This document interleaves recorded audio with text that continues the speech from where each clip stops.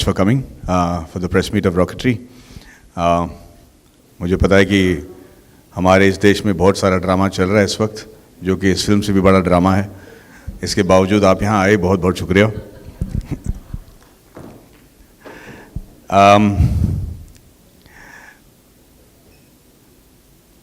मैं ये जानना चाहता हूँ कि मैं आपके साथ हिंदी में बात करूँ या अंग्रेज़ी में. हिंदी ठीक है? बढ़िया. तो मैं इस प्रेस कॉन्फ्रेंस को इसके साथ शुरू करना चाहता हूँ कि ये पिक्चर बनी कैसे, बनी क्यों और इसकी खासियत क्या है. विक्रम वेदा नामक पिक्चर ख़त्म करके तमिल में जब मैं सोच रहा था कि मैं कौन सी पिक्चर बनाऊँ, उस वक्त किसी ने मुझसे आके कहा कि भाई नंबी नारायण नामक एक इसरो साइंटिस्ट हैं.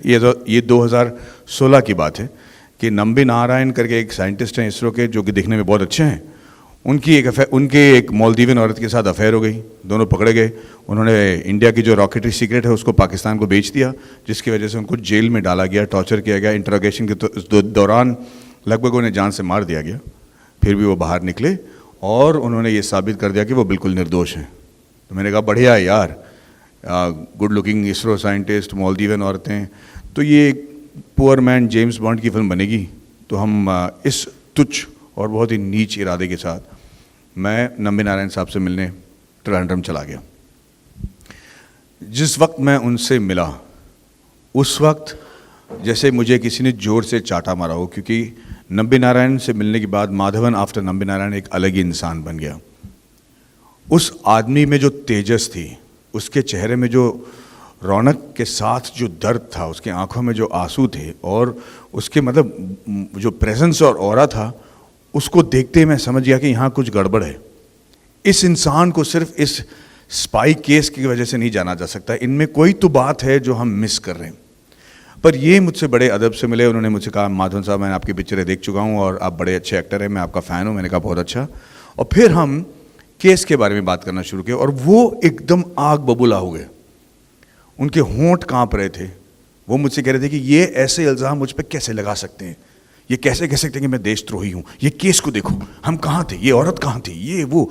बड़े गुस्से में बात कर रहे थे. मतलब उनके चेहरे पे मतलब ठहराव ही नहीं था. मैंने कहा साहब आप इतना गुस्सा क्यों हो रहे हो, आपको तो मतलब निर्दोष साबित कर दिया गया, कोर्ट ने कह दिया कि आप निर्दोष हैं. और उन्होंने कहा खाक पता है यार, तुझे पता है, मुझे पता है, कोर्ट को पता है, पर आज भी आप मेरा नाम गूगल में डाल के देखो आता क्या है. और वो सही कह रहे थे. जब मैंने गूगल में उनका नाम डाला तो आया कि इसरो स्पाई केस नंबी नारायणन. कहता आज भी मैं स्पाई हूँ, मेरे घर पे मतलब लड़की नहीं देना चाह रहे यार. और मैंने कहा कि हाँ बिल्कुल सही बात है.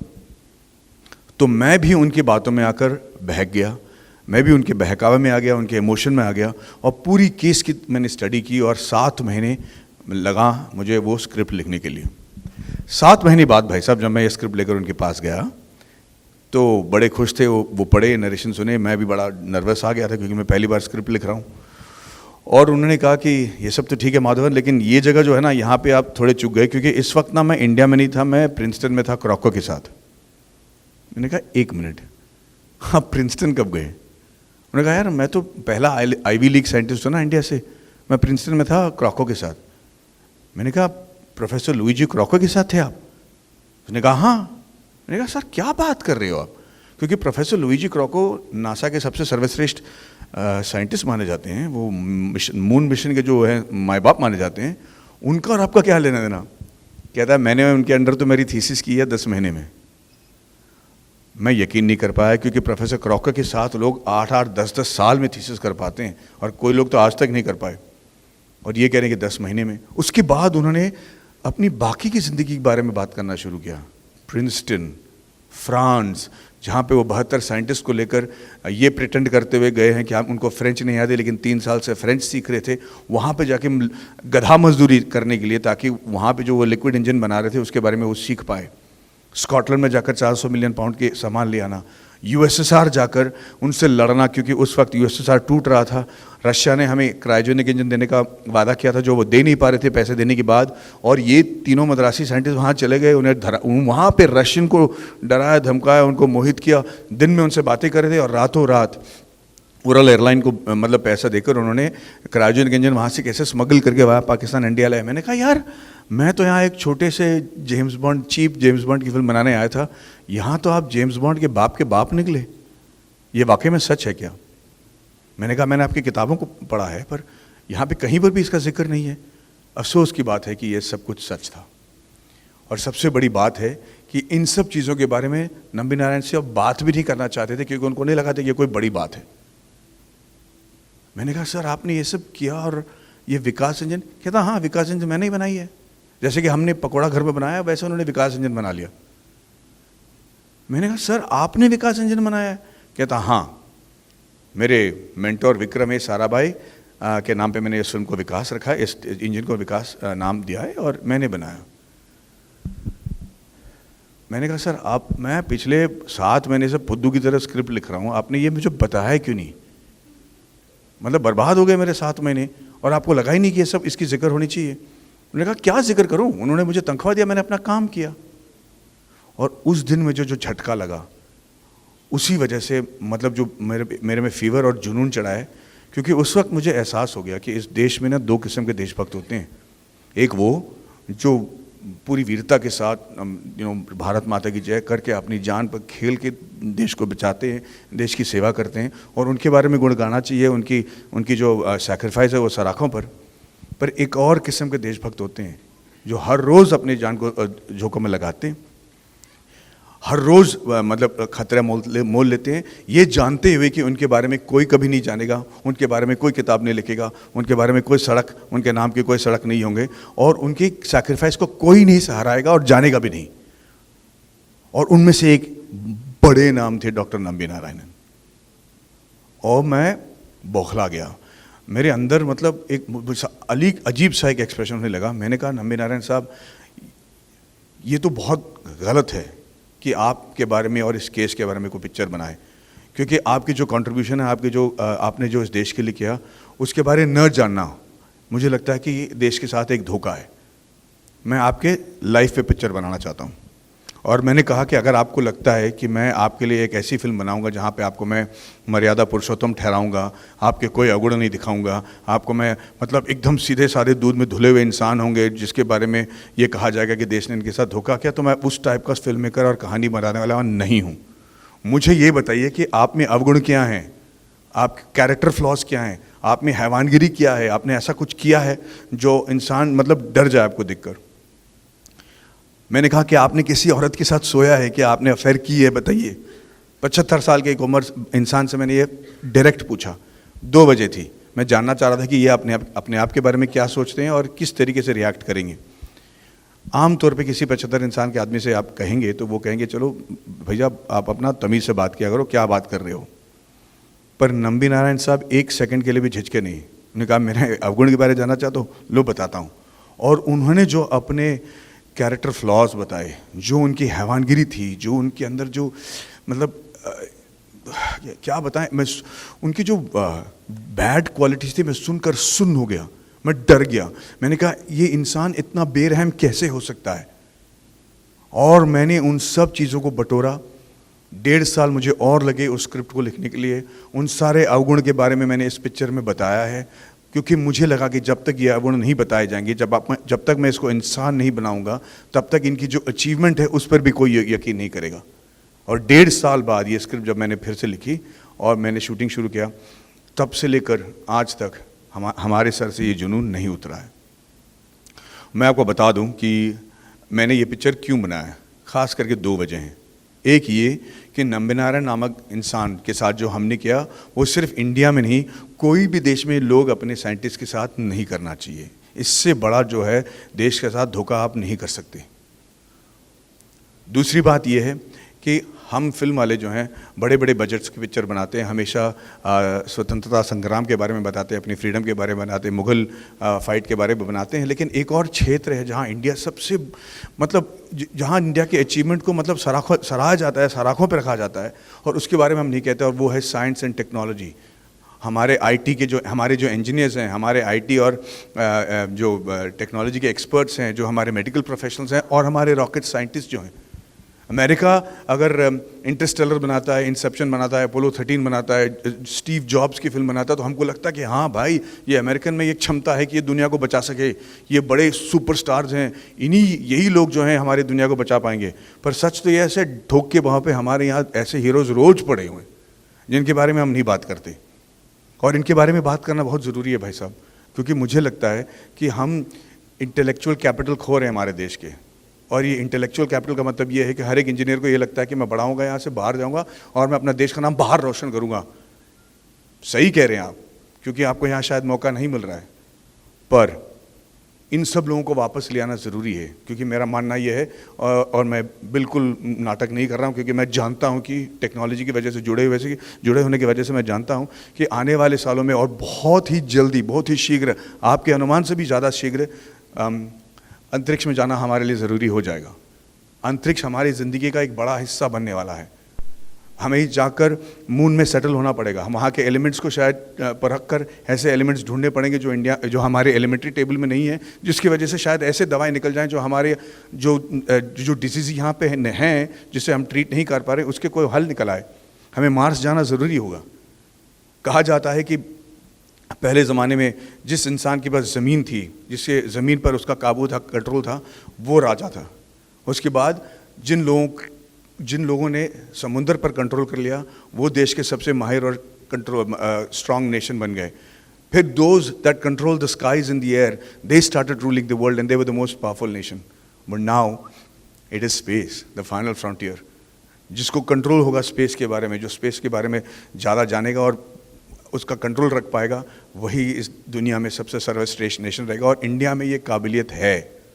आप लोग शायद जानते नहीं, हमारा जो मंगल मिशन हमने पूरा किया है, जो पहली बार हमने सक्सेसफुल हुए हैं, एक at a cost which is less than Hollywood film, जो बाकी देश 900 मिलियन 600 मिलियन खर्च करके 35 बार 75 बार करके गए हैं, वो, और उनके पास 3 इंजन थे मार्स जाने के लिए, लिक्विड फ्यूल, सॉलिड फ्यूल और क्रायोजेनिक। इंडिया के पास सिर्फ सॉलिड और लिक्विड फ्यूल, और खास करके वो लिक्विड फ्यूल इंजन जो नंबी नारायण ने बनाया। और इस इंजन, सिर्फ 2 इंजन की वजह से हम पहली बार में एक ऐसे सैटेलाइट को लेकर अंतरिक्ष में छोड़ आए जो 1 साल तक जाता रहा मार्स में, और मार्स में अब जाकर उसको कैप्चर कर दिया। वो हम इसलिए कर पाए क्योंकि हमारे पास पंचांग थी। पंचांग की वजह से हम ये तय कर पाए कि कौन से दिन कितनी बजे, कितनी सेकंड, कितने मिली सेकंड में हमें रॉकेट लॉन्च करना चाहिए, ताकि अंतरिक्ष में जाकर जो हमारा सेलेस्टियल मैप ये बताता है कि मून की ग्रेविटी कहाँ पर है, सैटर्न की मून की ग्रेविटी कहाँ है, सन के रेस के ग्रेविटी की वजह से कौन सा असर पड़ेगा हमारे सैटेलाइट जो कि 40,000 किलोमीटर पर सेकंड जा रहा है, वो हर चीज़ को 1 साल के लिए हम कैलकुलेट कर पाए बिकॉज ऑफ आवर पंचांग, और हम सक्सेसफुल हुए। और इसके बारे में हमने फिल्म नहीं बनाया, ऐसे लोगों के बारे में हम नहीं कह रहे हैं, क्योंकि शायद हमको लगता है कि ये सब मुमकिन नहीं है, सिर्फ अमेरिका में ये पॉसिबल है। इसी वजह से मैंने ये फिल्म बनाया। दूसरी बात, इस फिल्म में हमने ऐसे कई चीज़ें की हैं। एक्चुअली मैं ये सोच रहा हूँ कि मैं आपको पहले ये बता दूँ कि नंबी नारायण साहब के साथ हुआ क्या। पता है, हम लोग जब स्कूल में होते हैं, माफ़ कीजिएगा आपको ये कहानी ऑलरेडी पता है, आप लोग यहाँ बैठे हो, लेकिन जब हम स्कूल में होते हैं ना, तो हमारे क्लास में हमेशा एक इंसान होता है, एक लड़का होता है जो गुड बॉय होता है, जो हमेशा होमवर्क ख़त्म करता है, कपड़े आयरन करके आता है, टाइम पे स्कूल पे घर आ जाता है, स्कूल चला जाता है, बदमाशी नहीं करता, सबसे सामने बेंच में बैठता है। टीचर जब सवाल पूछती तो सबसे पहला हाथ उठाकर सवाल मतलब सही जवाब भी दे देता है। मतलब माँ बाप कहते हैं कि इसके तरह तो क्यों नहीं हो सकता, मतलब। और जब ये लड़का कहीं थोड़ा सा गलती करता तो सबसे पहले टपने मारने वाले हम भी होते हैं कि यार ये गलती कर गया ना, ये पे देखो इंसान है, ये जो है नॉर्मल है, और हम सब टूट पड़ते हैं उस पर, ताकि हमको भी ऐसा लगे कि हम भी उतने ख़राब नहीं है जितना, और ये भी उतना अच्छा नहीं है जितना 2 लोगों को लगता है। और ये जो हमारी फितरत है ना, इसको हम सोसाइटी में भी ले जाते हैं। जब हम बड़े होते हैं, हमारे लिए यकीन मानना मुश्किल हो जाता है कि अरे यार इतना अच्छा इंसान कैसे हो सकता है, कुछ ना कुछ गड़बड़ ज़रूर होगा इसका। नंबी नारायण इतने अच्छे ने, दिखने के लिए इतने अच्छे हैं, उनके साथ ये अफेयर क्यों नहीं हुआ है? तो अफेयर ज़रूर किए होंगे। मालदीवियन औरत के साथ उनको अफेयर हुआ ही हुआ, क्योंकि वो दिखने में इतने अच्छे हैं और इतने बड़े साइंटिस्ट हैं, इतने जीनियस हैं। और मैं आपको बता दूं कि नंबी नारायण साहब देखने में बहुत अच्छे थे, बहुत ही अच्छे नहीं, एकदम गुड लुकिंग थे। इनफैक्ट मैं आप चाहता हूं कि आप अपने दिमाग में एक ऐसे गुड लुकिंग इंसान का लगा लें जो अच्छा आपने शायद देखा ना हो, और जब ये प्रिंसटन में थे ना, वो इतने गुड लुकिंग थे कि लोग कहते थे कि ये जॉन एफ कैनेडी से भी गुड लुकिंग है। अब मैं चाहता हूँ कि आप वो भी इमेजिन कर लें। अब दो चीज़ हो सकता है, या तो मैडी बकवास कर रहा है, बावला हो गया है, ऐसा हो नहीं सकता, या ये हो सकता है कि नंबी नारायण वाकई में इतने खूबसूरत थे। तो मैं चाहता हूँ कि थोड़ा लाइट्स बंद कर दें लोग, और भाई साहब आप भी थोड़ा लाइट्स बंद कर लीजिए। और मैं आपको एक तस्वीर दिखाऊंगा जब नंबी नारायणन प्रिंसटन में थे अपनी बीवी के साथ। Lights off please. अब ये रॉकेट साइंस थोड़ी है, जल्दी बंद कर दे भाई। नंबी नारायण इन प्रिंसटन। अब आप बोलिए कि मैं गलत बोल रहा हूँ, सही। Thank you. अब जब तो किसी को सबको यकीन करना मुश्किल हो गया कि नंबी नारायण साहब का अफेयर हुआ ही। आ रहा भाई, आ रहा, आराम से आराम से, थोड़ा एक कदम मैं बोलना बंद कर देता हूँ। खुश हो गए सब, चलो। तो सबको ये यकीन करना मुश्किल हो गया कि ये एक्चुअली इनोसेंट हैं। तो इस फिल्म में हमने कई चीज़ें की हैं जो मैं मानता हूँ कि आज तक किसी भी फिल्म में नहीं हुआ हो, और इसके लिए मैं आपको बता दूं पहले कि ये क्या चीज़ें हैं। सबसे पहले तो इस फिल्म को हमने 3 लैंग्वेज में लगातार शूट किया है, इंग्लिश, हिंदी और तमिल, और इसको हमने 8 कंट्रीज़ में शूट किया है। हमारे सारे आर्टिस्ट हर लैंग्वेज बोलते थे, और हमने लाइव साउंड शूट किया और 50 साल दिखाया है, जो आज तक किसी फिल्म में किसी ने नहीं किया हो। दूसरी बात, इस फिल्म में हमने जब किरदार निभाया तो हमने 29 साल की उम्र से लेकर 80 साल की उम्र तक के इंसान की मैंने वो दिखाई है, लुक दिखाई है। और इस लुक में हमने थोड़ा भी प्रोस्थेटिक नहीं यूज़ किया, यानी कि कोई चिपकाई हुई दाढ़ी नहीं, कोई विग नहीं, कोई वजन जो है पैडिंग की वजह से नहीं दिखाया गया, पतला दिखाने के लिए हमने ग्राफिक्स नहीं किए। 2.5 साल की रिसर्च किया था मैंने, अपना जबड़ा तोड़ाया था ताकि मेरे दांत नंबी नारायण साहब की तरह लगे। और मैं आपको ये एक ट्रांसफॉर्मेशन वीडियो दिखाना चाहता हूँ, जिसको देखकर आपको पता चल जाएगा कि हमने क्या क्या किया। पर ये हमने 2.5 साल के रिसर्च के बाद पूरी तैयारी के साथ, पूरी सुरक्षा बरकरार रखते हुए हमने ये सब किया है, जो आज तक मुझे नहीं लगता किसी ने किया हो। तो मैं आपको पहले ये दिखाना चाहता हूँ। We have the making video, या लुक एंड एक वीडियो देख लीजिए आप। Lights off please.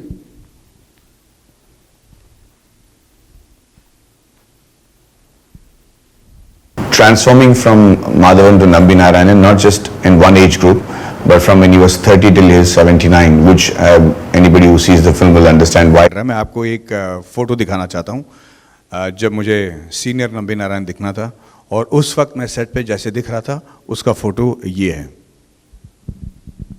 ये नहीं, ये नहीं है।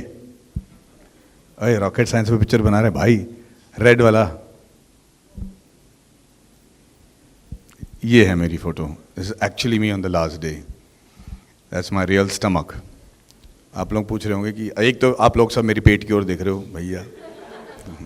दूसरी बात यह है कि आपको मैं यकीन दिला दूँ कि वो असली स्टमक था। एक और वीडियो देखेगा आप जहाँ पे मैं नंबी नारायण की तरह हूँ और मैं हंस रहा हूँ, उस वक्त आप देखिए कि पेट हिलता कैसा है, आपको समझ में आ जाएगा जिनके पास पेट है कि ये सही पेट है कि नहीं।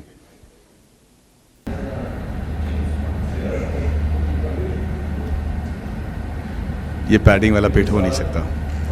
अब मैं आपको एक ऐसा फोटो दिखाऊंगा, इस फोटो को लेने के ठीक 14 दिन बाद वाली मेरी ये फोटो। आप हेयर स्टाइल नोटिस करें ताकि आपको यकीन हो जाए कि कुछ चेंज नहीं हुआ, और 14 दिन बाद हमारे रिसर्च की वजह से जो हमने किया है वो फोटो देखिए। या तो मैं बता दूं कि ये सब रियल है। अगर आप पूछोगे कि ये सब रियल रखना क्यों ज़रूरी था, मैं आपको बता दूं कि मैंने जो कुछ भी इस फिल्म में दिखाया है हर चीज़ रियल है। और अगर ये देखते वक्त आपको थोड़ा सा शक हो जाए कि भाई ये मूंछ अलग झूठा है, या दाढ़ी झूठा है, या पेट पे पैडिंग डाला गया है, तो बाकी सब चीज़ों पे भी आपका यकीन उठ जाएगा। Which is the reason I had to do this. यही नहीं, मेरे सारे साइंटिस्ट, मेरे सारे आर्टिस्ट ये कर पाए हैं। और इसके साथ जो हमने एक और चीज़ किया जो पहली बार की जा रही है फिल्म स्क्रीन पर, वो ये है कि आप लोगों ने रॉकेट लॉन्च देखे होंगे, बहुत सारे रॉकेट्स देखे होंगे, आपने स्पेस देखा होगा, सैटेलाइट देखा होगा, लेकिन आप में से किसी ने स्क्रीन पर रॉकेट इंजन नहीं देखा होगा। और मैं लेडीज़ को बता दूँ, औरतों को बता दूँ कि रॉकेट इंजन जो है ना, देखने के लिए एक डायमंड ब्रोच की तरह दिखता है। मतलब आप देखते ही प्यार हो जाए मेरी बीवी कह रही थी यार दे दो, मैं लॉकेट की तरह पहन लेती हूँ, इतनी खूबसूरत है वो, शाइनी होता है, एकदम प्योर होता है, एक डस्ट उस पर नहीं हो सकता, क्योंकि अगर डस्ट हो तो मैल फंक्शन कर जाएगा। लेकिन जब वो इंजन चालू होता है वो इतना पावरफुल होता है, उसमें इतनी शक्ति होती है कि 3 किलोमीटर तक आपके कान के पर्दे फट जाएं, खून निकल आए। और ये आवाज़ जो इंजन करती है, that is the loudest noise known to man. तो ये अगर आपका सवाल है कि ये पिक्चर बनाने के बाद कोविड के दौरान आपने ये फिल्म को क्यों नहीं रिलीज़ किया, वो इसी वजह से, क्योंकि जो हम इसका इफेक्ट स्क्रीन पर देख पाएंगे वो हम OTT पे बिल्कुल नहीं एहसास कर पाएंगे। और ये सिर्फ फिल्म के साथ नहीं बल्कि नंबी नारायण साहब के साथ भी नाइंसाफ़ी होगी। इसीलिए जिस जुनून के साथ हमने पिक्चर बनाई थी, और मैं आपको बता दूं कि ये पिक्चर किसी भी तरीके से लॉजिकल नहीं है, ये मेरे मार्केट जो इसकी जो बजट है वो ये मेरे मार्केट वैल्यू की कहीं ज़्यादा है, तो इसको बनाना ही नहीं चाहिए था। मैं इसलिए इस फिल्म को लिखना शुरू किया क्योंकि मैं इनके सब्जेक्ट के बारे में जानता था, टेक्निकल नॉलेज है, इंजीनियरिंग में इंटरेस्ट है, एरोस्पेस में इंटरेस्ट है, तो मैं इनके इंजन की खासियत समझ पाया और उसको समझाने में मैं अपने आप को काबिल समझता था कि मैं सीन ऐसा लिख पाऊंगा कि पब्लिक समझ जाए। अगर वो रॉकेट साइंस ना भी समझें, ये समझ जाएंगे कि इसका इम्पैक्ट क्या है, पर अगर नासा वाला साइंटिस्ट इस पिक्चर को देखे तो उसको समझ में आ जाएगा कि नंबी नारायण ने क्या तीर मारा है, उसको क्रिंज नहीं करना पड़ेगा। दूसरी बात यह है कि मैं इसको एज एन एक्टर, हर एक एक्टर चाहता है कि वो एक लाइफ टाइम वाली रोल करे, जहाँ पे नायकन की तरह यंग उम्र से लेके बूढ़ी उम्र तक की उसकी एक्टिंग की क्षमता दिखाए। मुझे नहीं पड़ा था कि मुझे अपना जबड़ा बड़ा तोड़वाना पड़ेगा, फिर भी मैंने कहा एज एन एक्टर मैं ये नंबी नारायण का रोल कर लेता हूँ।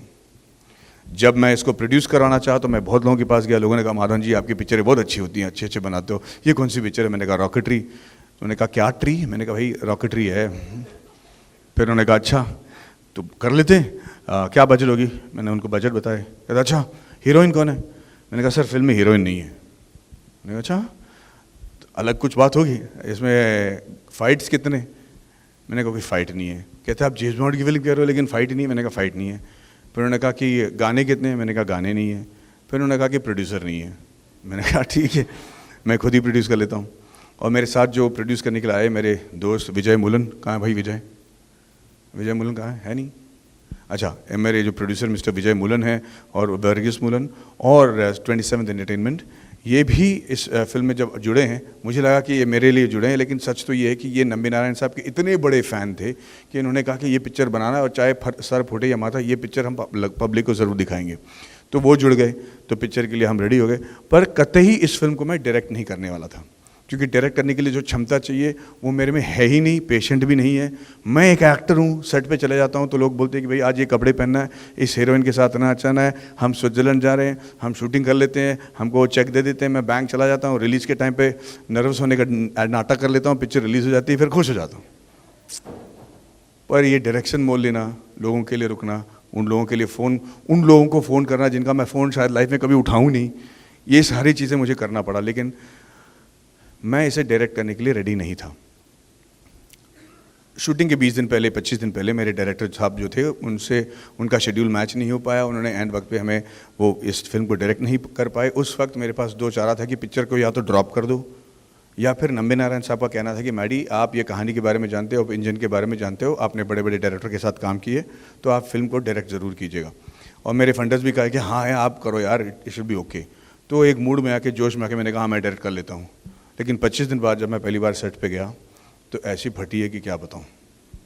मतलब मेरे सामने एक ऐसा पहाड़ खड़ा था जिसका मैं शिखर नहीं देख पा रहा था, डरा हुआ था।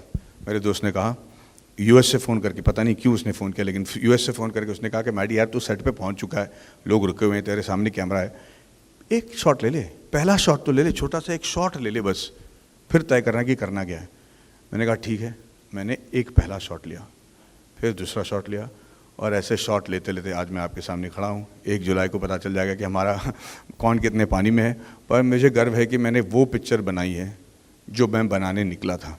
भले ही 6 साल लग गए हों इस सफ़र में, पर the degree of separation between the originally conceived script and the story and the final product is the least, which is why we are very very happy and I am take great pride in presenting you the story of doctor Nambi Narayanan. अब मैं पूरी सच्चाई के साथ और ईमानदारी के साथ आपके सवालों का जवाब देने की कोशिश करूँगा। अगर आपके पास कोई सवाल है तो प्लीज़ मुझे पूछिए। हाँ जी मैम। माइक दे दें उनको, सेंटर में आ जाऊं? हाँ जी।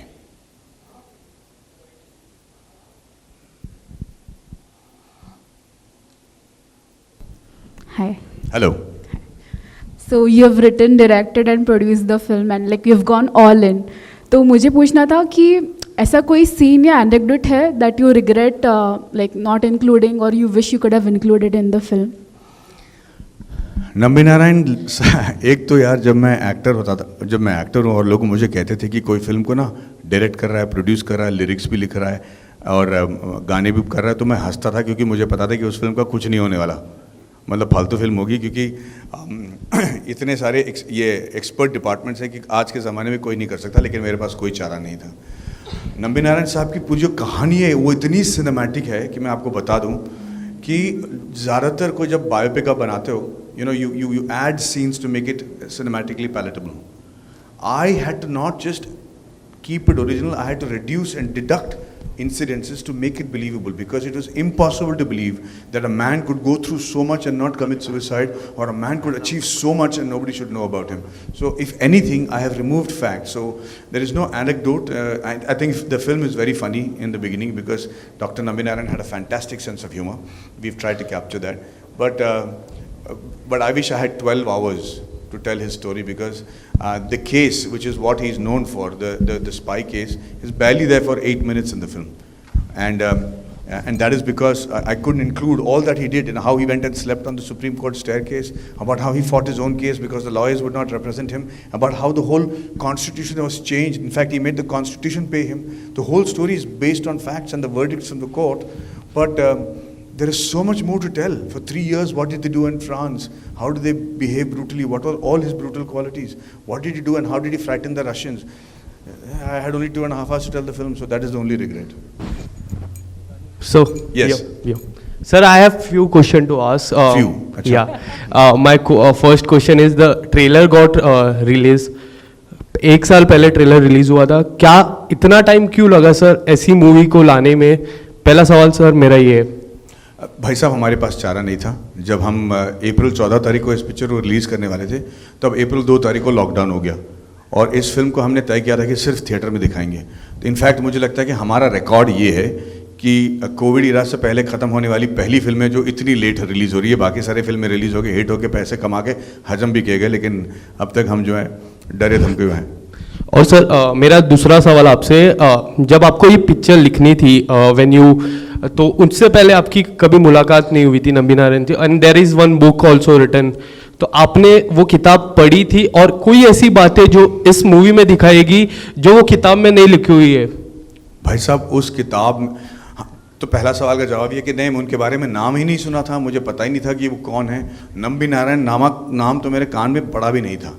पहली बार जब मैं सुना तो मुझे वो इसरो केस के बारे में वो डायरेक्टर ने बताया।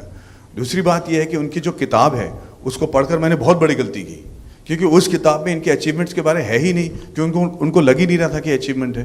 तो उस किताब को अगर आप पढ़ोगे तो लगेगा कि एक फीका है यार, क्योंकि उसमें ज़्यादा उनके जो मानसिक स्थिति थी उस वक्त वो सिर्फ इस चीज़ से खफा थे कि ये केस उन पे हो गया। तो वो किताब में भी ज़्यादातर इस केस के बारे में जिक्र किया गया। तो इनके अचीवमेंट्स के बारे में जो रशिया में, यूएसएसआर में, जैसे मैं कह रहा हूँ, ये तो है ही नहीं। तो जब मैं उनसे मिला तो मुझे 1.5 साल एक्स्ट्रा लगे ये स्क्रिप्ट लिखने के लिए। सर आपने ये इस मूवी में लिखा भी, आपने डायरेक्ट भी आप की है, और पता चल रहा है कि this will be your last movie as a director. Is it true sir? No sir, like I have heard that. So मैंने मतलब ये आई वाज जस्ट सेइंग कि ये डायरेक्शन मेरी बस की बात नहीं है, and this was a wild trip because of complete insanity. I don't think I will be able to direct again. And what was the difficult parts as a writer, director and doing acting? What was the difficult part? क्योंकि biopic करने से पहले हम उस इंसान के बारे में जान लेना बहुत मतलब लाइक इम्पोर्टेंट होता है। And now when we see the biopic, cricketer पे बनती है या फिर कोई स्टार्स पे बन जाती है, पर एक साइंटिस्ट पे, इतने बड़े कलाकार पे, इतने बड़े साइंटिस्ट पे बायोपिक बनना is a big thing sir. So what was the difficult part? And आपने ये इनके लिए बायोपिक बनाना क्या कुछ दिमाग में था सर आपके? आप सही कह रहे हैं। अगर मैं बायोपिक एक क्रिकेटर के बारे में या एक फाइटर के बारे में या एक डांसर के बारे में या सिंगर के बारे में बनाता तो पब्लिक को ये बताना कि ये अच्छे सिंगर हैं, अच्छे क्रिकेटर हैं, बहुत आसान हो जाता, क्योंकि हम विजुअली दिखा सकते हैं कि भाई अच्छा नाच रहा है, अच्छा गा रहा है, अच्छा क्रिकेट खेल रहा है। पर एक रॉकेट साइंटिस्ट की क्षमता मैं आपको कैसे समझाऊं, और वो भी साधारण रॉकेट साइंटिस्ट और जीनियस रॉकेट साइंटिस्ट के बीच के फ़र्क मैं आपको कैसे समझाऊं। तो ये समझने में मुझे बहुत वक्त लग गया, और समझते समझते एक ऐसा स्क्रिप्ट लिखना, एक ऐसी कहानी लिखना जहाँ पे लोग ये भी समझे कि ये रॉकेट साइंस है, इसलिए मुझे सब कुछ समझ में नहीं आना चाहिए, लेकिन इसका इम्पैक्ट भी सही हो, लेकिन जिसे रॉकेट साइंस समझ में आए उसे भी लगे कि वाह यार नंबी नारायण ने क्या हासिल किया है। ये मेरे लिए राइटिंग वाइज बहुत बड़ा चैलेंज था। जब मैंने इसको क्रैक कर लिया, मुझे बाकी सब चीज़ें आसान लगने लगी। Hello sorry, that is the most difficult part. Hello hi Maddy, Neha from Hi, आज hi. तक। Hi. मेरा 2 सवाल है। एक तो कांस फिल्म फेस्टिवल में इसे दिखाया गया और जिस तरीके का रिस्पांस रहा, वो कितना ओवरवेलमिंग था आपके लिए, और वो उसके बारे में वो एक्सपीरियंस थोड़ा बताएं। तो जब हम सेलेक्ट हो गए कांस के लिए, तो मुझे एक बहुत बड़ा डिसीजन लेना पड़ा कि मुझे जाना चाहिए या नहीं, क्योंकि पिक्चर रिलीज़ होने से 1 महीने पहले वो पिक्चर पब्लिक को दिखाई जाएगी, और वो भी कैन में, जहाँ पे लोग ज़्यादा सहानुभूति नहीं दिखाते। अगर पिक्चर अच्छी नहीं है तो उठ के चले जाएंगे या फिर आपकी इज़्ज़त नीलाम कर देंगे। तो मुझे लगा कि पब्लिसिटी अच्छी होगी, लेकिन अगर पिक्चर समझ में नहीं है और पसंद नहीं आई लोगों को तो मेरी बैंड बज जाएंगे। फिर भी हमने कहा कि यार इतनी दूर पहुँच गए हैं, चलो कर ही लेते हैं। और जब पिक्चर दिखाई जा रही थी, मैं बाहर बैठकर बहुत प्रे किया हूँ। मुझे सिर्फ ये डर था कि जितने लोगों ने मुझ पर भरोसा करके ये पिक्चर को वहाँ इंटरनेशनल इसका जो प्रीमियर करवाया है, कम से कम उनको मैं एम्बैरस ना करूँ, क्योंकि इतना दूर ले जाके इंडिया पिक्चर दिखा के आप एम्बैरस कर दोगे तो मतलब इससे बड़ा ये नहीं हो सकता। बट थैंकफुली जब वो पिक्चर रिलीज़ हुई और पिक्चर ख़त्म हुई तो सब उठकर ताली मारने लगे, और कुछ 10 मिनट तक लगातार उन्होंने ताली मारा। मुझे नहीं पता कि वो मेरे लिए ताली मार रहे थे या मेरी एक्टिंग के लिए मार रहे थे, लेकिन मुझे यकीनन पता है कि वो नंबी नारायण साहब के लिए मार रहे थे, जिसकी वजह से मुझे तसल्ली हो गई कि भैया मैंने फुद्दू फिल्म नहीं बनाई है। अब थिएटर में जो होगा सो होगा, लेकिन ठीक ठाक फिल्म तो बनी है। टॉकिंग अबाउट थिएटर, तो थिएटर में आफ्टर पोस्ट कोरोना जो है वो बहुत ही मतलब वो रॉकेट साइंस हो गया उसके बॉक्स ऑफिस के मतलब प्रेडिक्टेबिलिटी को लेकर। तो being a producer, director, actor, कितना टेंशन या प्रेशर है एक बॉक्स ऑफिस के कलेक्शन को लेकर? मुझे तो एक्चुअली रिलीफ है कि 6 साल के बाद ये पिक्चर रिलीज़ हो रही है। हाँ, जहाँ तक इसका आउटकम है, वो तो मैं इतनी पिक्चरें रिलीज़ कर चुका हूँ कि मुझे पता है कि कोई कुछ प्रेडिक्ट नहीं कर सकता। पर हमें पता है कि पूरे तहे दिल से हमने ये फिल्म बनाया है, और अगर चल जाए तो अच्छी है, सोने पे सुहागा। अगर नहीं चलती है तो फिर हम अपने आप को रीइंट्रोस्पेक्ट करेंगे। लेकिन जहाँ तक बॉक्स ऑफिस में परफॉर्मेंस की बात है, it's not such a rocket science. हाल ही में जितने भी बड़े पिक्चरें हिट हुई हैं, उसमें हमने ये चीज़ कॉमन दिखा है कि चाहे वो पुष्पा हो, RRR हो, बाहुबली हो, गंगूबाई हो, या कश्मीर फाइल्स या भूल भुलैया, वो कोई भी फिल्म आसान से 1.5 महीने में 2 महीने में बनने वाली फिल्में नहीं है। उसमें सारे एक्टर बहुत हार्ड वर्क करके उसी पिक्चर में कई सालों तक वो जुड़े रहे और बड़े कमिटमेंट के साथ उन्होंने वो पिक्चर की है।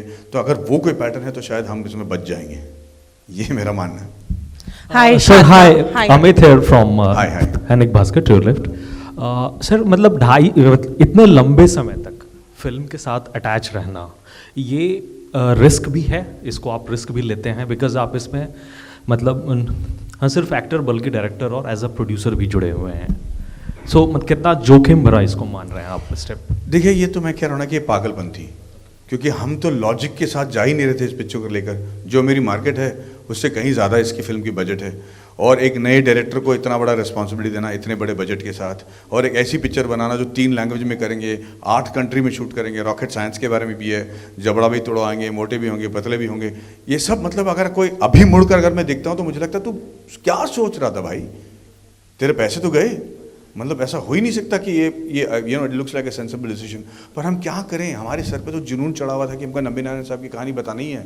हमें मतलब वो लग रहा था कि there is no way we can not tell his story, there is no way that India can lose out on intellectual capital which is so important for us, and nothing else mattered after that. यार, I know what you are saying is practically true if you have to look at it pragmatically. We're completely dumb people to have backed this film, but all great things have dumb beginnings, I guess. और आपके close friend हैं Hirani sir जी, और वो मतलब आपके साथ आए भी थे साला खड़ूस जी, कुंभ किया था, तो मतलब क्या उनको भी अप्रोच किया था कि यार आप आओ प्लीज़ डायरेक्ट करो, या फिर मतलब क्या तरीका रहा था आपका? देखिए, एंड वक्त पर मैं डायरेक्टर बना तो मुझे किसी से सलाह लेने का वक्त ही नहीं था। दूसरी बात यह है कि राजकुमार हिरानी साहब या मणिरत्नम साहब या राकेश मेहरा साहब, इनको मैं मतलब इनसे कि मैं क्या पूछता, ये तो ऐसी एक सब्जेक्ट है तो मैं खुद ही नहीं समझ पाया हूँ, ना कोई ऐसी फिल्म बनी है कभी, ना ये मुझे बता पाते कि यार क्रायोजेनिक इंजन का जो थ्रस्टर है उसका एंगल क्या होना चाहिए, या फिर 3 लैंग्वेज को किसी ने पहले कभी नहीं शूट किया 3 लैंग्वेज में, तो किसे शूट किया जाए, तो सारा प्रोसेस तो मुझे ही डेवलप करना पड़ा। तो मैंने किसी को कांटेक्ट नहीं किया, मैंने बस ख़त्म करने के बाद कुछ सीन्स लोगों को दिखाए और उनसे सलाह ली, but I didn't contact them at all. तो मतलब इस स्टेज पर अभी इस वक्त कौन से OTT के मतलब प्लेयर वो इसमें इंटरेस्ट दिखा रहे हैं? बिकॉज इस तरह की सेंसिबिलिटी की फिल्म अमेजॉन या नेटफ्लिक्स को बिल्कुल वो उनके लिए एप्ट हो सकता है। और इधर इंडिया में कौन एज अ डिस्ट्रीब्यूटर आ रहा है और कितने नंबर ऑफ स्क्रीन काउंट्स आप लोग सोच रहे हैं?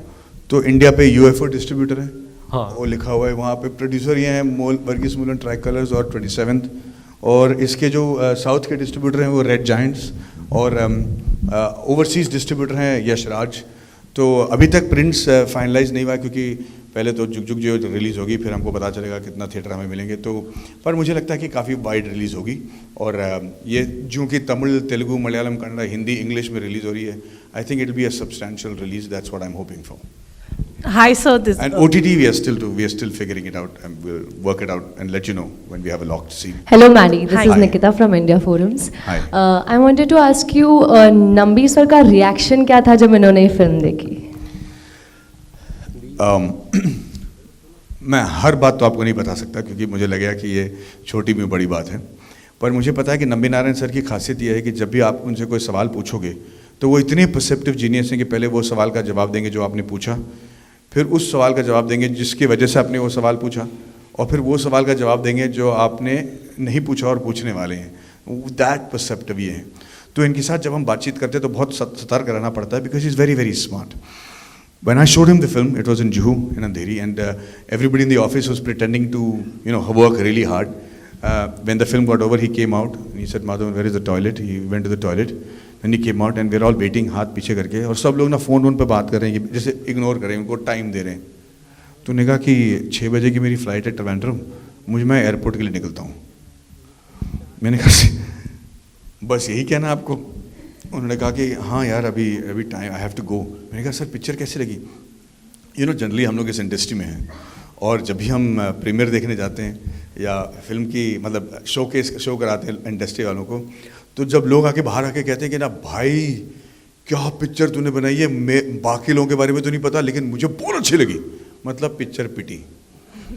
अगर उन्हें बाहर आते ही कहा कि यार where did you get the heroine from, picture पिटी। उन्होंने अगर कहा कि यार इसका बजट क्या है, क्योंकि बस देखने में तो लगता बहुत बड़ी बजट फिल्म है, मतलब पिक्चर पिटी। अगर उन्होंने कहा कि लोकेशन कहाँ है, मतलब आपने कौन सा सीन पहले शूट किया, अगर ये सब चीज़ें वो कहते हैं, इसका मतलब ये कि पिक्चर का बचना बिल्कुल नामुमकिन है। पर अगर पिक्चर ख़त्म होने के बाद वो चुपचाप बाहर आए और एक दूसरे को देखे और भागते हुए लिफ्ट की ओर ना भागे और बिल्डिंग का ना छोड़ दे, लेकिन अगर वो मंडराते रहे तो आप समझ जाइए कि हो सकता है कि थोड़ी बहुत चांसेस है कि पिक्चर बच जाएगी। ये ईर्ष्या में घूम रहे हैं और तारीफ़ करने से डर रहे हैं, पर उनको शायद पिक्चर अच्छी लगी। नंबी नारायण साहब तो मतलब उस बिल्डिंग में नहीं, शहर में ही नहीं रहना चाह रहे थे, वो फ्लाइट पकड़ के ट्रिवेंड्रम जा रहे हैं।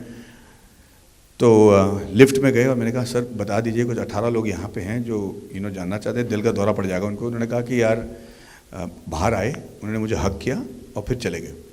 उसके बाद ट्रिवेंड्रम से 8 बजे उनका फ़ोन आया, उस रॉकेट साइंटिस्ट ने 8 बजे मतलब 8 बजे फ़ोन आ जाएगा, और उन्होंने कहा कि माधवन मैंने अपनी ज़िंदगी में ऐसी कई चीज़ें देखी हैं जो ज़्यादातर लोग नहीं देख पाएंगे, और मैंने ऐसी भी चीज़ें देखी हैं जो ज़्यादातर लोगों को नहीं देखनी चाहिए, और मुझे लगता है कि मैंने सब कुछ देख लिया है। आज मैंने ये पिक्चर देखी और सबसे पहले मुझे ये एहसास हो गया कि बहुत लोग इस पिक्चर को देखने के बाद मेरे से जलेंगे, उन्हें ईर्ष्या होगी, और मैं पिछले 3 घंटे से ये सोचने की कोशिश कर रहा हूँ कि ऐसी कोई बात है इस फिल्म में जो झूठ है या जो हमने गलत कहा है अपने आप को ज़्यादा बढ़ा दिखाने के लिए, और उसका जवाब ये है कि बिल्कुल नहीं, जो कुछ भी इस फिल्म में दिखाया आपने सच दिखाया है। तो मैं ये कहना चाहता हूँ कि मैं जानना चाहता हूँ कि पब्लिक इस पिक्चर को देखकर क्या सोचती है, मैं उनका रिएक्शन देखना चाहता हूँ, मैं उस वक्त तक ज़िंदा रहना चाहता हूँ, जीने की इच्छा देने के लिए बहुत बहुत दुनिया। तो यार हम बिल्कुल टच हो गए। Amazing amazing also Thank you. आपने अभी बताया कि you wished you had 12 hours to show this movie, so what are जी। Your thoughts on making a web series on the same? You know, I don't think that Nambi Narayan's sir's story can fit into the small screen. If you have to make it, you have to make it for the large screen. तो हो सकता है कि maybe part 2, part 3, but I don't know if I will direct it. I don't know.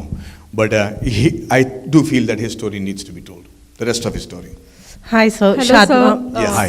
Yeah, hello, sir. This is Neeti Roy from Filmy Beat.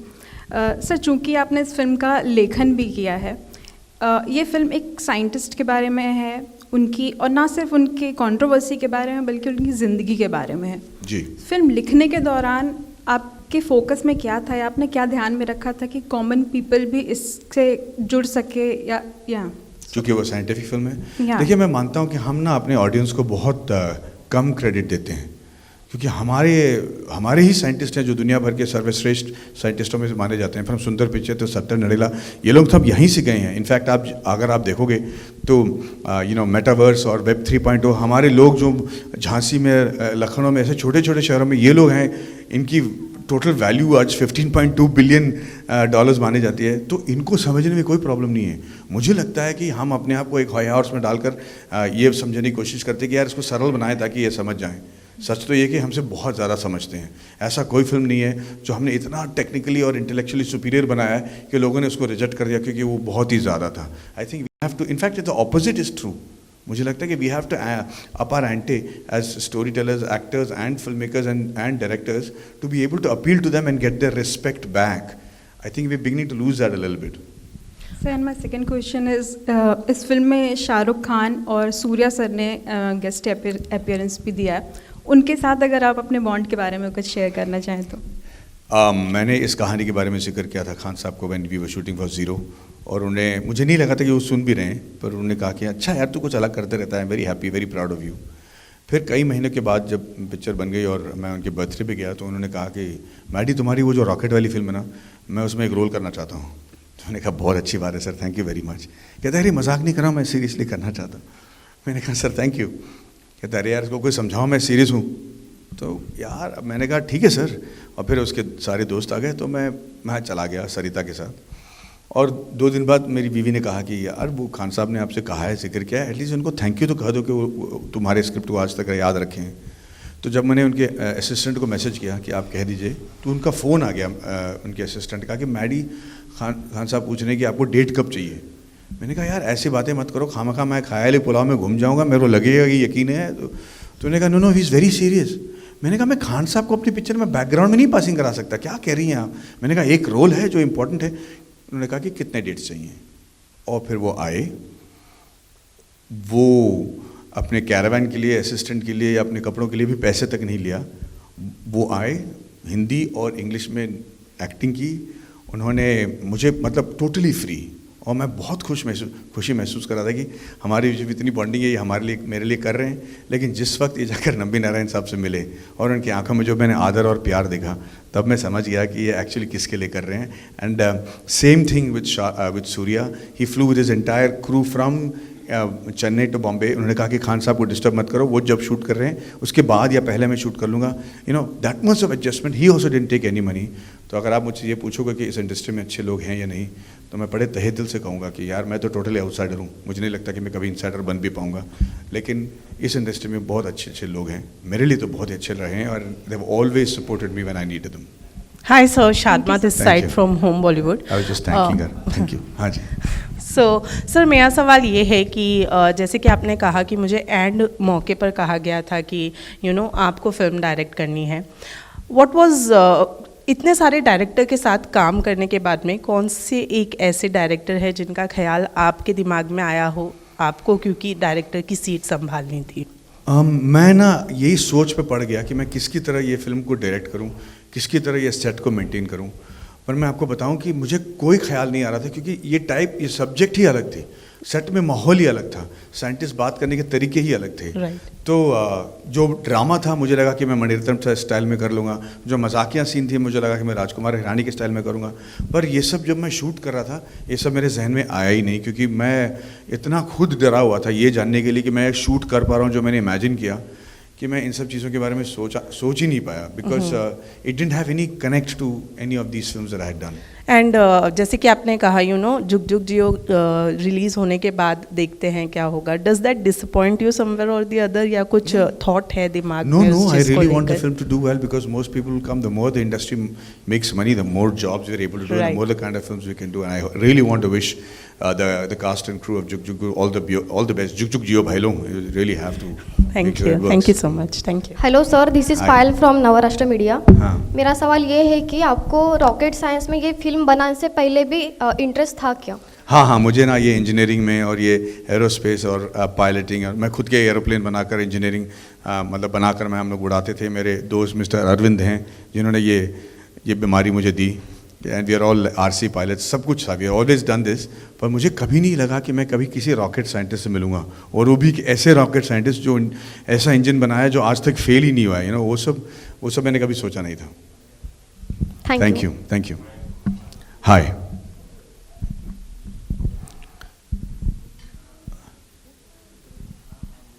Hi Madhavan. Hi. Madhavan, आप 20 साल से भी ज़्यादा समय से आपने पहले 20 साल से पहले हिंदी फिल्म में काम किया था, साउथ की फिल्मों में लगातार काम करते रहे हैं. दोनों इंडस्ट्री से आप काफ़ी वाकिफ़ हैं.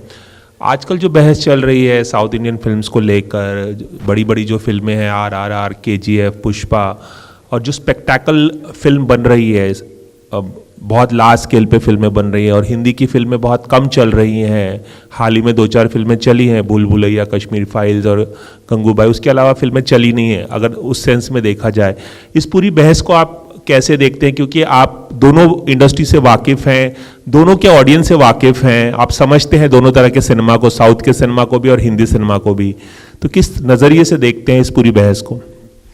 देखिए, हकीकत ये है कि Baahubali 1, Baahubali 2, RRR, KGF 1, KGF 2 and Pushpa, ये फिल्में हैं जो हिंदी फिल्मों से ज़्यादा कमा पाई हैं, और वो इसलिए शायद इनके fan followings all over India रहे हैं और ये बड़े स्केल पे बने हैं.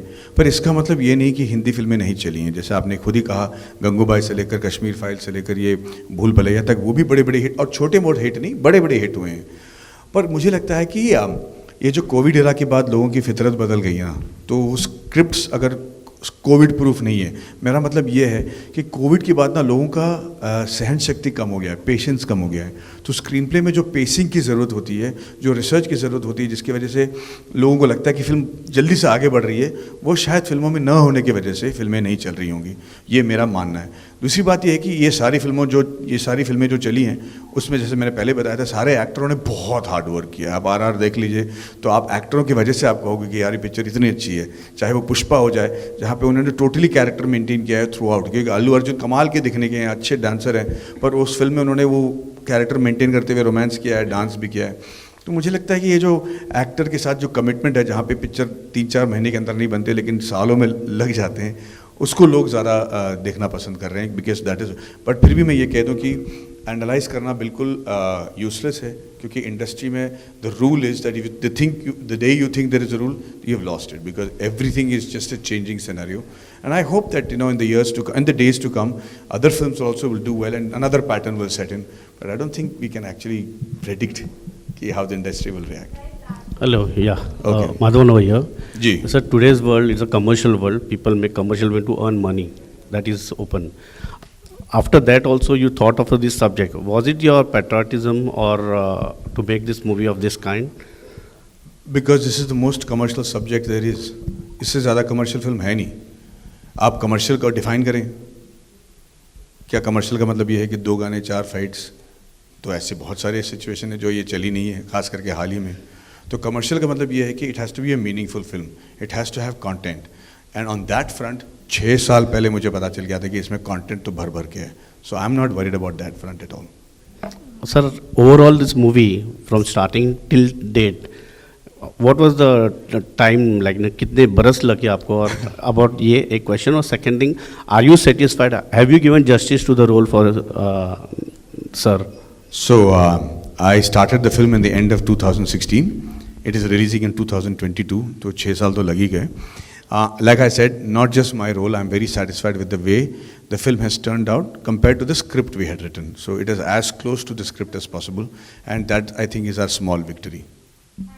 Thank you so much, guys. Thank you. Thank you. Yeah, okay.